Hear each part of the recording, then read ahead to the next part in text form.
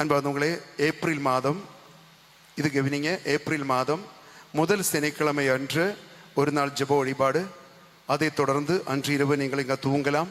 ஞாயிற்றுக்கிழமையிலிருந்து காலையில் 6 மணிக்கு திருப்பலியோடு ஆரம்பமாகும். ஏப்ரல் மாதம் அடுத்த மாதம் முதல் ஞாயிற்றுக்கிழமை காலையில் 6 மணிக்கு திருப்பலியோடு ஆரம்பமாகின்ற 100 மணி நேரம் நற்கருணை ஆராதனை. 5 நாட்கள் நற்கருணை ஆராதனைகள் நடைபெறும். வியாழக்கிழமை மத்தியானம் 12 மணியில் திருப்பலியோடு அது முடிவடையும்.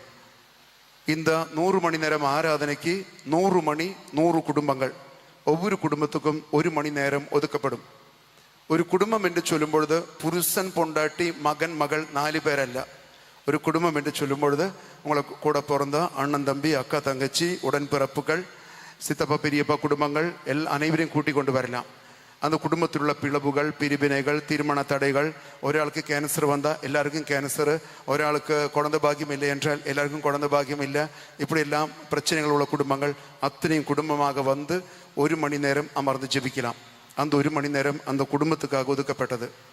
அது மட்டுமல்ல, அந்த குடும்பத்தினர் மட்டும் வர வேண்டும் என்ற அவசியம் கிடையாது. இந்த 5 நாட்களும் 100 மணி நேரமும் இங்கு தங்கி நீங்கள் ஆராதனை கலந்து கொள்ளலாம். இதுக்கு எந்த விதமான சந்தாவோ பதிவு கட்டணமோ ஒன்றும் கிடையாது. நீங்கள் வந்து உட்கார்ந்து ஜெபித்தால் போதும். நேரம் டைம் வரும்பொழுது சாப்பாடு உங்களுக்கு வழங்கப்படும். ஜெபித்து கொண்டு இருந்தால் போதும், திருச்சபைக்காக ஜெபித்து கொண்டு இருந்தால் போதும். அன்பு, அதே போல உங்கள் ஊரில் உள்ள ஜபக்குழுக்கள், மரியாயன் சேனை, கரிஸ்மேட்டிக் ஜபக்குழுக்கள், பலவிதமான ஜபக்குழுக்கள் உங்களுக்கு இருந்தால், வின்சென்டி போல்காரங்க, இப்படி எல்லாம் இருந்தால் நீங்களும் குழுக்களாக வந்து அமர்ந்து ஜெபிப்பதற்கு வாய்ப்புகள் உண்டு. மக்கள் கூட்டம் பொறுத்த வரைக்கும் பல நற்கருணை சாப்பல்களில் இந்த ஆராதனை நடந்து கொண்டிருக்கும். ஏற்கனவே 40 மணி நேரம் ஆராதனை 2 முறை முடிந்தது. 2 முறை 40 மணி நேர ஆராதனை முடிந்த பிறகுதான் நேயர்கள் விருப்பத்தின் அடிப்படையில் தான் 40, 80, 100 மாற்றியது. காரணம், 40 மணி நேரம் இப்பொழுது உரைக்கிறது இல்லை, ஆரம்பிக்கிறதுக்குள்ள முடிஞ்சிருது.